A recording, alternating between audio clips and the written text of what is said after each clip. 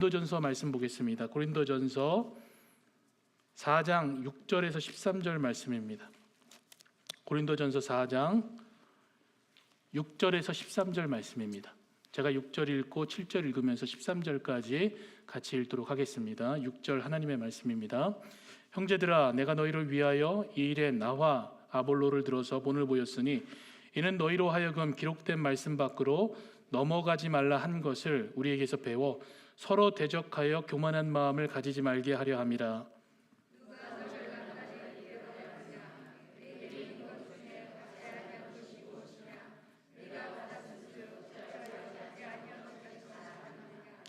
너희가 이미 배부르며 이미 풍성하며 우리 없이도 왕이 되었도다. 우리가 너희와 함께 왕노릇하기 위하여 참으로 너희가 왕이 되기를 원하노라.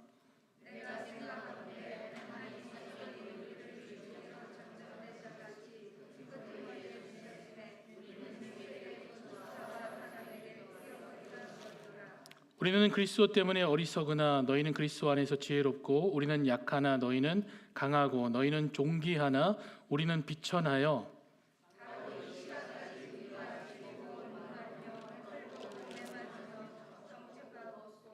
또 수고하여 친히 손으로 일을 하며 모욕을 당한즉 축복하고 박해를 받은즉 참고.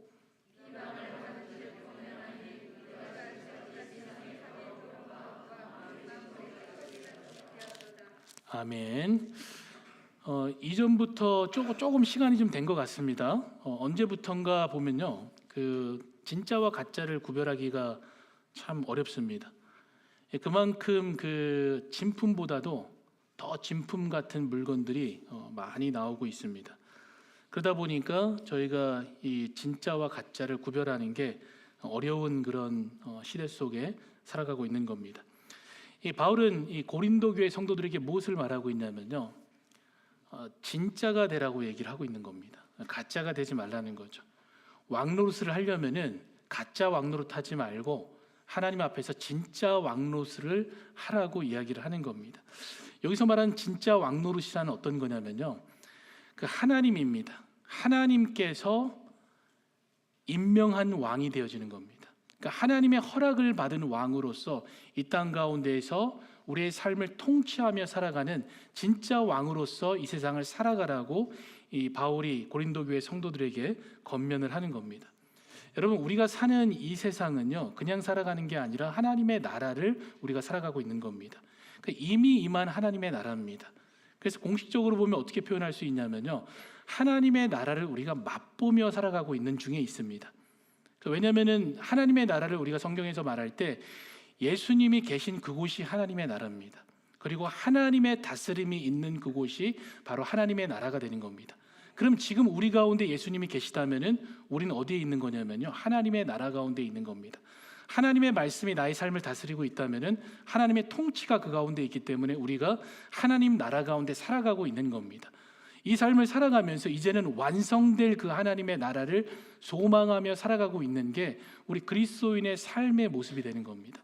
그래서 이 삶 가운데서 우리는 하나님이 임명한 하나님 나라의 어떤 그 왕으로서 지금의 이 삶을 다스리며 살아가야 되는 겁니다. 그렇기 때문에 바울은 고린도 교회 성도들에게 너희가 가짜 왕이 되지 말고 참 왕으로서 이 땅 가운데에서 다스리며 살아가라고 얘기를 하는 겁니다. 그런데 질문은요, 우리 같은 사람이 어떻게 왕이 되겠습니까? 우리 같은 사람이, 그렇죠? 근데 하나님은 뭐라고 말씀하시냐면요, 너를 본고로 우리가 왕을 삼는 게 아니고요, 은혜로 하나님께서 우리가 왕이 되게 하신 겁니다. 그래서 우리가 왕이 된 것은 우리의 특별함이나 재능이나 어떤 다른 것이 있어서 된 것이 아니고요, 하나님의 은혜의 선물로 우리가 이 땅 가운데서 왕으로서 살아가는 그 삶을 살아가게 인도하신 겁니다. 그리고 이 왕권을 가지고 이 땅 가운데 다스리는데 우리가 피해야 할 것이 있습니다. 다른 용어로는 버려야 되는 것이 있습니다. 그게 뭐냐면요, 6절 말씀입니다. 6절 말씀을 다시 읽어보면요, 이는 너희로 하여금 기록된 말씀 밖으로 넘어가지 말라 한 것을 우리에게서 배워 서로 대적하여 교만한 마음을 가지지 말게 하려 함이라. 무엇을 버려야 하는 거죠? 교만입니다. 교만한 마음을 갖지 말아야 되는 겁니다. 교만한 모습은 어떤 모습이냐면요, 이런 모습입니다. 성경에서 그려주는 교만한 모습인데요. 이 벨사살이라는 왕이 있었습니다. 이 사람은 누구냐면요, 이 바벨론의 마지막 왕입니다.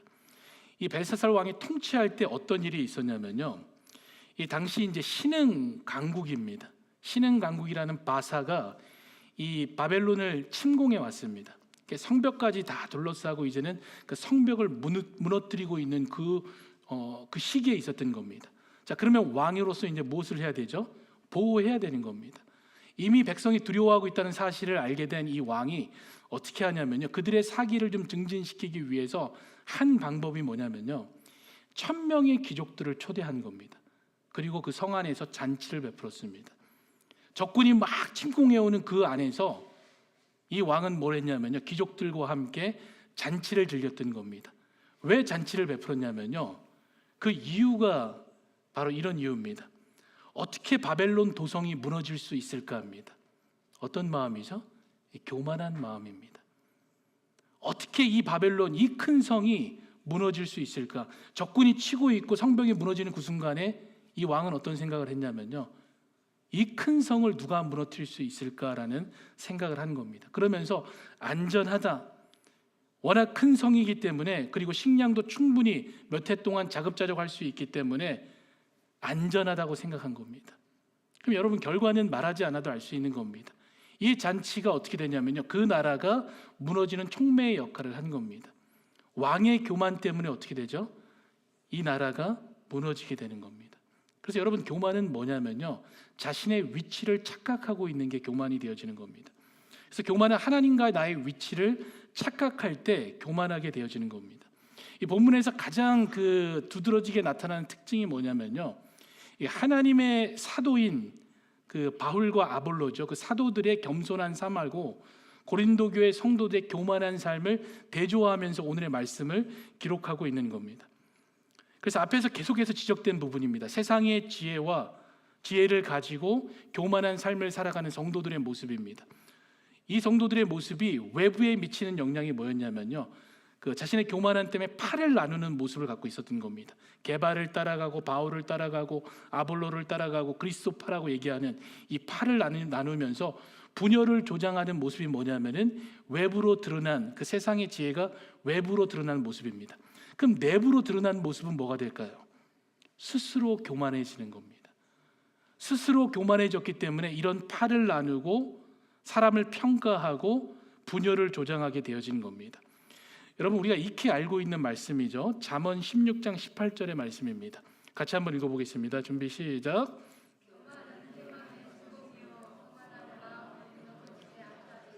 너무나 잘 아는 말씀이죠. 고린도 교회 성도들의 이 교만한 모습, 이 모습을 잘 보여주는 구절이 어디냐면요, 오늘 본문 8절에 나와 있습니다. 너희가 이미 배부르며 이미 풍성하며 우리 없이도 왕이 되었도다입니다. 이미 왕이 되었도다입니다. 우리가 너희와 함께 왕노릇하기 위하여 참으로 너희가 왕이 되기를 원하노라라고 이 바울이 고백하고 권면하고 있습니다. 여기서 말하는 그 배부르며 또 풍성하면은 직관적으로 또 아니면 육체적으로 배가 부르고 풍성한 그런 의미를 이야기하는 것이 아닙니다. 무엇을 얘기를 하고 있는 거냐면요, 우리 없이도 왕이 되었도다 해서 짐작할 수 있는 건데요, 당시 그 고린도 교회 성도들이 어떤 생각을 했냐면요, 믿음에 있어서 나는 완벽하다라고 생각했던 겁니다. 이미 완성되었다라고 생각했었고 완전하다라고 생각을 갖고 있었던 겁니다. 나의 신앙은 이제는 완벽한 신앙이야라고 생각하는 거죠. 근데 여러분, 바울은 고린도전서에서 그 고린도 교회 성도들의 신앙을 어떻게 표현했죠? 어린아이와 같은 신앙이라고 얘기를 했습니다. 여전히 그 세상의 그 죄에 대한 그 영향력이 남아 있어서 그 세상의 풍속을 쫓아 살아가는 그 모습이 남아 있는 어린아이와 같은 성도들이라고 표현했는데, 이들은 어떻게 생각하고 있죠? 착각하고 있었던 겁니다. 자기들은 이미 완성된 신앙을 가지고 살아간다고 생각하면서 자기 만족 가운데 빠지고 있었던 겁니다. 근데 이 자기 만족이 언제부터 시작됐냐면요, 이미라는 단어입니다. 이미라는 단어가 현재 완료형과 부사를 거기 집어넣어서 실제 과거로부터 현재까지 이들이 줄곧 그러한 마음을 가지고 있었다는 것을 바울이 드러내고 있었던 겁니다. 바뀌지 않은 상태에서 자기 만족 가운데 교만함으로 나는 완성된 신앙을 가지고 살아가고 있다라는 표현이 뭐냐면요, 이미 배부르고 풍요롭다라는 겁니다. 이게 바로 지금 고린도 교회 성도들의 모습이었습니다. 물론 이 고린도전서를 보면은 이미 그 그리스도 안에 있는 성도들은 많은 것을 풍족하게 받았습니다. 우리가 받은 것이 뭔지 한번 보겠습니다. 고린도전서 1장 5절에서 7절입니다. 고린도 교회 성도들과 우리가 받은 것들입니다. 이는 너희가 그 안에서 모든 일, 곧 모든 언변과 모든 지식의 풍족함으로 그리스도의 증거가 너희 중에 견고하게 되어 너희가 모든 은사의 부족함이 없이 우리 주 예수 그리스도의 나타나심을 기다림이라고 되어 있습니다. 여러분, 우리가 받은 게 참 많습니다. 언변도 받았죠. 그리고 은사에 대해서 부족함도 없습니다. 또 견고함도 우리가 가지고 있습니다. 근데 여러분, 이것을 주신 이유가 뭐냐면요, 자기 만족, 스스로 자기 만족하기 위해서 하나님께서 이것을 주신 게 아닙니다. 이것을 주신 이유는 뭐냐면요, 때로는 그리스도를 쫓아가는 그 길이 험할지라도 예수 그리스도를 쫓아가는 그 삶을 살아가라고 이 은사들을, 이 모든 것들을 우리에게 제공해 주신 겁니다. 다른 이유가 아니죠. 예수 그리스도를 따라가라고 이것을 주셨는데 지금 고린도 교회 성도들은 어떻게 하고 있는 거죠? 스스로 만족하며 자기 자랑을 한 도구로 이것들을 사용하고 있는 겁니다. 이 모습이 뭐냐면요, 이미 스스로 왕이 되어버린 모습입니다. 그리고 우리가 없어도 왕이 되었도다라는 것은 뭐냐면요, 이미 자기 스스로가 왕이 되었기 때문에 이제는 다른 사람 앞에서 군림하고 있는 겁니다. 다른 사람의 신앙을 보면서 아유, 저 사람은 어떻게 저렇게 신앙생활을 하냐, 자기의 어떤 신앙적 기준과 판단을 가지고 저거는 저런 신앙생활은 잘못된 것이다라고 판단을 하고 있는 겁니다. 그 모습이 뭐냐면요, 이미 왕이 되어서 군림하고 있는 모습입니다. 스스로 재판관이 되고 입법자가 되어서 자신의 뜻대로 행동하는 모습을 표현한 모습이 바로 여기서 표현하는 우리가 없이도 왕이 되었도다라는 모습입니다. 그 모습이 언제부터 있는 거죠? 줄곧 그 시작부터 지금까지도 계속해서 유지되고 있는 겁니다. 그래서 말씀이 그려주는 교만은 뭐냐면요, 그 왕의 자리가 내 자리가 아닌데 그 왕의 자리를 차지하고 앉아 있는 겁니다. 탐하고만 있는 게 아니고요, 그 자리를 차지하고 앉아 있는 겁니다. 그래서 그것이 교만이라고 얘기를 하는 겁니다. 그래서 교만은 위치를 잘못 잡은 것이 교만이고요, 자신의 위치를 착각하고 있는 것이 교만입니다. 자, 그럼 우리가 한번 상상해 보겠습니다. 내가 왕자에 앉으면 안다는데 앉아 있었습니다. 그러면 진짜 왕이 살아 있잖아요. 그럼 그 진짜 왕을 어떻게 해야 되나요? 내 왕자를 지속하기 위해서는 진짜 왕을 제거해야 되는 겁니다. 간단합니다. 왕이 다시는 성 안으로 들어오지 못하기 위해서 성문을 닫아버려야 되는 겁니다. 왕이 제거되어져야 되지, 내가 가짜 왕이 아닌 것처럼 진짜 왕인 것처럼 계속해서 그곳에 앉아 있을 수 있는 겁니다. 그래서 여러분, 교만할 때 우리한테 나타나는 현상이 어떤 거죠? 나의 마음에 진정한 왕으로 앉아 있어야 하는 그 하나님과 그의 말씀을 나의 마음으로부터 어떻게 하냐면 제거해 버리는 겁니다. 그 말씀이 들어오지 않도록 그 문을 탁 닫아 버리는 겁니다. 그래서 말씀의 통치가 일어나지 않게 하는 거죠. 대신에 어떤 것을 가득하게 하는 거죠? 나의 지혜입니다. 나의 경험과 능력을 내 마음에 가득 두고 살아가는 모습입니다. 여러분, 이 모습이 뭐냐면요, 이 교만한 모습입니다. 이 좋은 말로 표현하면은 지혜가 많고 또 이렇게 자기의 생각을 좀 잘 고수하고 있는 분들을 우리가 신념이 있는 분들이라고 얘기를 합니다. 근데 이 신념이 자기를 위한 신념이면은 그는 신념이 아니고요, 고집이 되어지는 겁니다. 그리고 그 고집은 굉장히 좋은 언어로 표현한 거고요, 사실은 그게 뭐가 되는 거죠? 교만이 되어지는 겁니다. 교만의 다른 표현이 고집이 되어지는 겁니다. 그리고 고집의 좋은 표현이 신념이 되어지는 거죠. 그때 나타난 현상이 뭐죠? 하나님의 말씀이 그 가운데 들어가지 않는 겁니다. 말씀이 내 삶에 일하지 않는 이유는 뭐냐면요, 여러분이 고집이 세서 그렇습니다. 그게 이제 교만하다는 표현입니다. 그렇기 때문에 이 말씀이 우리 삶 가운데 실제적으로 생명으로 나타나지 않고 일하지 않는 겁니다. 왜냐하면 내 지식과 경험과 내 능력이 하나님의 말씀을 막고 있기 때문에 그렇습니다. 그것을 제거해 버리기 때문에 일하지 않는 겁니다. 왜냐하면 내가 맞기 때문에 그런 겁니다. 바로 그게 뭐죠? 하나님이 앉아야 할 자리에 내가 앉아있기 때문에 그렇습니다. 그래서 시편 말씀입니다. 시편 4편 말씀에 보면은 악인은 그의 교만한 얼굴로 말하기를 뭐라고 표현하죠? 여호와께서 이를 감찰하지 아니하신다 하며 그의 모든 사상에 하나님이 없다 하나이다라고 고백하는 겁니다. 교만한 모습이죠. 여러분, 그래서 믿음의 여정 가운데 중요한 원리가 뭐냐면요, 생각하고 행동하는 겁니다. 그러니까 생각한다는 것은 뭐냐면요, 하나님의 말씀을 묵상하고 하나님의 마음을 점검하고 행동하는 겁니다. 하나님의 말씀을 들음으로 행동하는 거죠. 그게 뭐냐면요, 겸손한 모습이고 하나님이 나를 다스리는 것을 나타내는 모습입니다. 근데 여러분, 행동하고 생각하는 건요, 일을 벌려놓고 나서 하나님 책임지십시오라고 얘기하는 것밖에 안 되는 겁니다.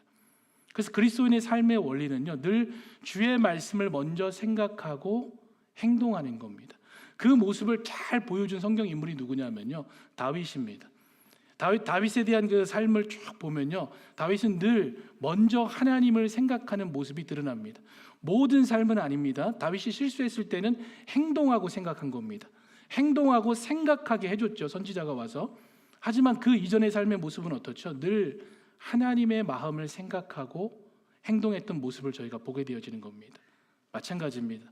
겸손은 뭐냐면요, 먼저 하나님의 마음을, 또 하나님의 말씀을 생각하고 행동하는 데서부터 우리가 겸손하게 되어지는 겁니다.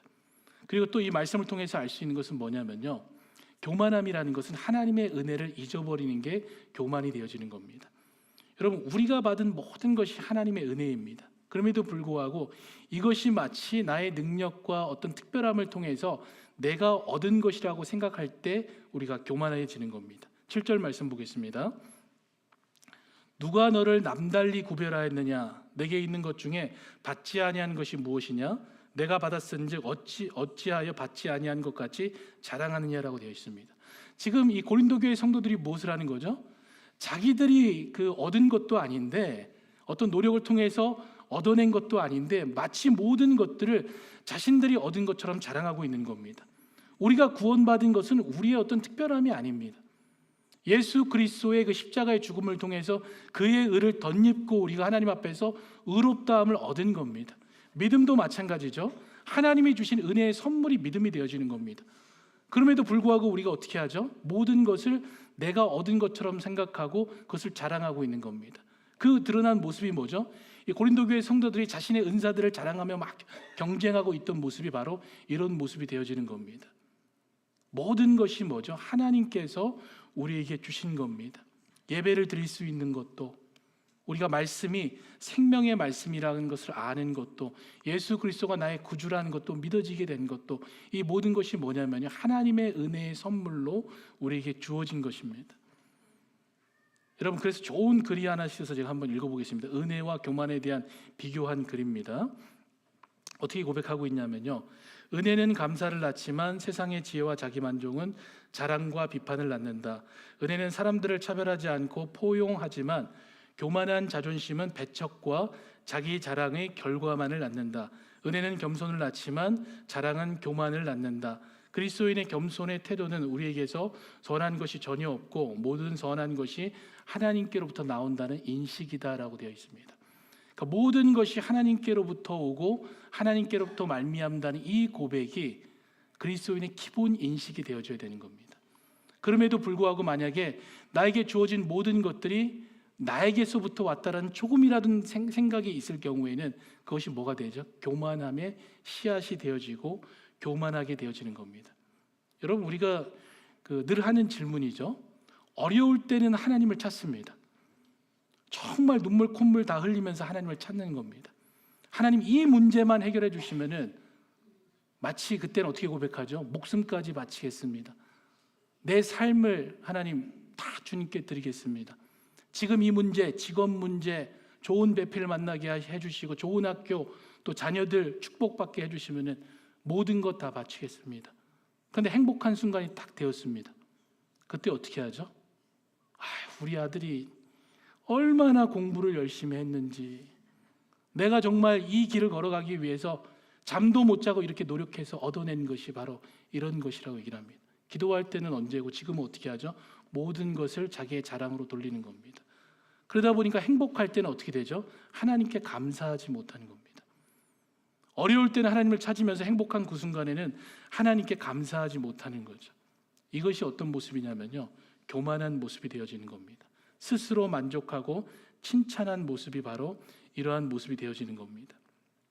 자, 그런데 바울은 이러한 대조적인 모습을 보여주면서요, 사도들이 어떠한 겸손한 삶을 살았는지를 이 말씀을 통해서 보여주고 있는 겁니다. 그게 9절에서 13절 말씀입니다. 9절 말씀 보면요, 먼저 이렇게 시작합니다. 하나님이 사도인 우리를 죽이기로 작정된 자 같이 끄트머리에 두셨음에 우리는 세계고 천사와 사람들에게 구경거리가 되었노라고 되어 있습니다.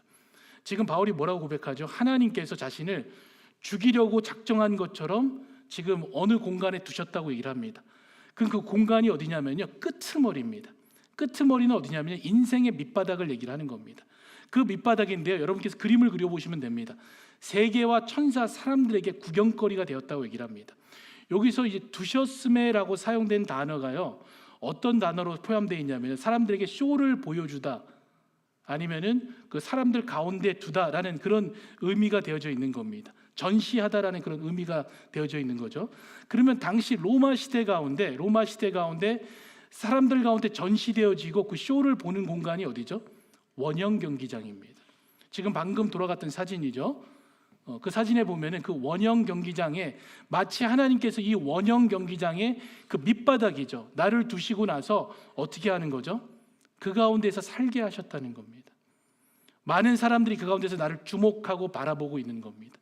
이 삶이 어떤 삶이죠? 검투사의 삶이나 이 그 맹수한테 잡아먹히는 그 모습을 사람들이 바라보게 두셨다라는 겁니다. 그게 누구의 삶이라고 표현하죠? 사도의 삶이라고 표현하는 겁니다. 하나님께서 그거를 그렇게 두셨다는 겁니다. 그래서 그 삶을 구체적으로 설명해 준 그 구절이 11절에서 13절 말씀입니다. 다 같이 한번 읽어보겠습니다. 11절에서 13절입니다. 11절 말씀부터 읽겠습니다.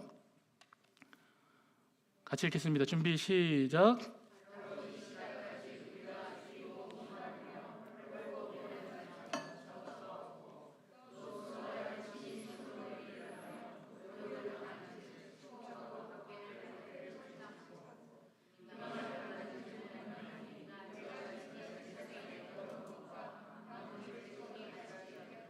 그 9절 말씀의 그 그림과 이 말씀을 연상해 보면은 그 바울이 어떤 마음으로 이 말씀을 표현했는지를 우리가 알게 되어지는 겁니다. 사실 뭐 누가 이런 모습으로 살려고 하면 살겠습니까? 그렇죠? 그리스도인이 이런 모습이라면 누가 예수님을 믿겠습니까? 그럼에도 불구하고 바울은 어떻게 표현하냐면요, 이렇게 미련해 보이고 약해 보이고 비천해 보이는 그리스도인이 되었다라고 얘기를 하는 겁니다. 세상의 관점과 다르지만 그렇게 살고자 했다라고 고백하는 겁니다. 왜 이런 고백을 하고 이렇게 살려고 했을까요? 바울이 발견한 게 있기 때문에 그렇습니다. 하나님과 함께 교제하면서 하나님 앞에서 살아가면서 발견한 게 있는데요, 무엇을 발견했냐면요, 고린도후서 12장 9절에서 10절입니다. 제가 한번 읽어보겠습니다. 나에게 이르시기를 내 은혜가 내게 족하도다. 이는 내 능력이 약한 데서 온전하여 짐이라 하신지라. 그러므로 도리어 크게 기뻐함으로 나의 여러 약한 것들에 대하여 자랑하리니 이는 그리스도의 능력이 내게 머물게 하려 함이라. 그리스도의 능력이 어디에 머문다고요? 나의 약함 가운데 머물게 한다는 겁니다. 그러면서 10절에서 이렇게 고백합니다. 그러므로 내가 그리스도를 위하여 약한 것들과 능력과 궁핍과 박해와 공고를 기뻐하느니 이는 내가 약한 그때에 무엇이 되는 거죠? 강함이라고 얘기를 하는 겁니다. 이 사실을 바울이 발견한 겁니다. 세상의 지혜 가운데 무지한 자가 될지라도, 어리석고 비천한 자고 멸시받은 자로 살아갈지라도 그 삶 가운데에서 무엇이 드러나냐면요, 하나님의 강함이 드러나기 때문에 자기는 이 삶을 살아가겠다는 겁니다. 자신의 비천함 가운데 하나님의 영광이 드러나고 자신의 연약함 가운데 하나님의 강함이 나타나기 때문에 이 삶을 살아가겠다는 겁니다. 그런데 어느 정도 살아가겠다는 의지를 표현했냐면요, 오늘 본문에 보면은 본을 보였으니라는 단어입니다. 이 본을 보였으니는 어떤 의미냐면요, 변형시키다, 적용하다라는 의미를 가지고 있습니다. 그 당시 유명한 헬라 철학자 중에 아리스토텔레스나 플라톤 같은 사람은 이 단어를 어떻게 썼냐면요, 어떤 물체의 형태를 바꾸어 버리다라는 의미로 이 동일한 단어를 사용했던 겁니다. 근데 바울은 여기다 조금 더 적극적인 의미를 포함시킨 겁니다. 그게 뭐냐면요, 의지적으로입니다. 의지적으로 그 물체의 형태를 바꿔버리다는 의미에서 적용한다라는 의미를 사용한 겁니다. 그렇다면 본이 된다는 것은 어떠냐면요, 바울은 자기가 의지적으로 비천하고 연약하고 또 어떤 이 멸시받는 이 삶을 자기가 살아간 겁니다. 왜 그렇죠? 자신을 바라보는 성도들이 그 모습을 바라보게 하는 겁니다. 뿐만 아니라 말씀이 자신 삶 가운데 다스려지는 그 모습을 드러내기 위해서 의지적으로 수고하면서 아볼로와의 그 관계 가운데서 겸손함으로 서로 교만한 모습을 나타내지 않기 위해서 자신이 말씀을 적용하는 그 삶을 살아갔다는 것을 알게 하는 겁니다. 그럼 우리가 본받아야 될 것은 뭔가요? 교만하지 않기 위해서 의지적으로 겸손한 삶을 살아가야 되는 겁니다.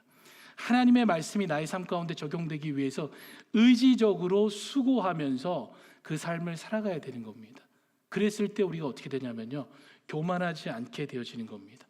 그러니까 바울이 가진 생각이죠. 오직 자신의 연약함을 통해서 하나님의 강함만이 나타날 수 있도록, 하나님의 그 영광만이 나타날 수 있도록 의지적으로 그 삶을 살아간 겁니다. 그래서 바울은 우리에게 무엇을 권면하냐면요, 다시 처음 6절 말씀으로 돌아가면요, 기록된 말씀 밖으로 넘어가지 말라고 합니다. 여러분, 교만은 어떤 거냐면요, 말씀 밖으로 넘어가는 것이 교만이 되어집니다. 그래서 바울은 기록된 말씀 밖으로 넘어가지 말라고 합니다. 말씀 밖으로 넘어가지 않는 것을 우리가 그림으로 그려보면 어떤 것인가 고민을 하다가요, 우리가 어떻게 생각할 수 있냐면 오늘 말씀과 연결이 되는 겁니다. 왕으로서 나의 삶을 다스리는 겁니다. 말씀이 나의 삶을 다스릴 수 있도록 다스리는 거죠. 그럼 우리가 이 땅을 살아가면서 우리 가운데 있는 시험은 크게는 세 가지 시험을 우리가 얘기를 합니다. 그게 뭐냐면은 예수님께서 당하신 시험이 우리가 당하는 시험이 되는 겁니다. 그 첫 번째는 뭐죠? 일용할 양식에 대한 시험이 늘 우리 가운데 있는 겁니다. 지금으로 말하면 돈에 대한 유혹이고 돈에 대한 욕심입니다. 이것을 어떻게 되는 거죠? 하나님의 말씀으로 다스리는 겁니다. 이 돈을 숭배하는 게 아니고요, 돈을 다스리는 자의 삶이 뭐냐면요, 하나님 나라의 왕자에 앉아서 우리가 이 세상을 다스리는 모습이 되어지는 겁니다. 그리고 또 다른 시험은 뭐였죠? 권위욕과 명예입니다. 이것도 역시 우리가 어떻게 해야 되냐면요, 그 말씀을 통해서 다스리는 삶을 살아가는 겁니다. 철저히 낮은 자리에서 살아갔을 때 하나님께서 어떻게 하시냐면요, 여러분을 높이시는 겁니다. 그래서 그 권위욕과 명예욕 가운데 우리가 늘 싸워서 이겨나가는 거죠. 또 다른 것은 뭐죠? 이성입니다. 이성. 하나님께서 만드신 이성은 우리에게 참으로 아름다운 겁니다. 하지만 이곳에 우리의 정욕이 포함되면요, 우리가 거기에 중독되게 되어지는 겁니다. 그렇기 때문에 우리의 이성에 대해서 하나님의 말씀을 넘어서지 않고 그 가운데서 다스리는 삶을 살아갈 때 하나님께서 우리를 임명한 왕으로서 이 땅 가운데 나의 삶을 다스리는 왕의 삶을 우리가 살아가게 되는 겁니다. 그리고 하나님의 말씀이 우리 가운데 성취되어지는 그 삶을 살아가면서 그 말씀이 우리 가운데 다스려지기 때문에 우리는 어떻게 되죠? 겸손한 자로서 교만치 않고 이 땅 가운데 살아가는 그 삶을 살아가게 되는 겁니다. 그래서 여러분, 겸손은 뭐냐면요, 나의 연약함을 인정하는 것이 바로 겸손이 되는 겁니다. 그리고 겸손의 시작은요, 하나님으로 인정하는 데서부터 겸손이 시작되어지는 겁니다. 그랬을 때 우리가 하나님 앞에서 겸손한 삶을 살아가는 겁니다. 여러분, 이 말씀을 꼭 기억하셨으면 좋겠습니다. 로마서 11장 36절 말씀입니다. 이는 만물이 주에게서 나오고 주로 말미암고 주에게로 돌아감이라. 그에게 영광이 세세에 있을지어다입니다. 이 땅에 살아갈 때 여러분, 우리가 탐할 것이 아무것도 없습니다. 모든 것이 주에게서 나오고 주로 말미암고 결국에는 주에게로 돌아가게 되는 겁니다. 그래서 우리는 맡은 자로서 우리의 위치를 잘 파악하면 되는 겁니다. 그래서 위치를 잘 파악하는 사람이 겸손한 사람이 되는 겁니다. 그것을 넘어선 사람은 어떻게 되는 거죠? 교만한 자가 되어지는 겁니다. 그래서 하나님과의 우리의 관계 속에서 여러분의 위치가 어디인지 다시 한번 점검하는 시간이 바로 오늘 이 시간이 되었으면 좋겠습니다. 그래서 하나님 앞에 서서 우리가 겸손한 자로서 하나님의 강함과 하나님의 영광만이 나타나는 삶이 저와 여러분의 삶이 되기를 축복합니다. 우리 같이 기도하겠습니다. 하나님, 감사합니다. 바울의 고백처럼 하나님, 우리가 주님을 바르게 알게 하시고 또 바울이 얘기했던 것처럼 그를 본받을 때 정말 주님께서 걸어가셨던 그 길을 본받는 삶을 살아가게 하시고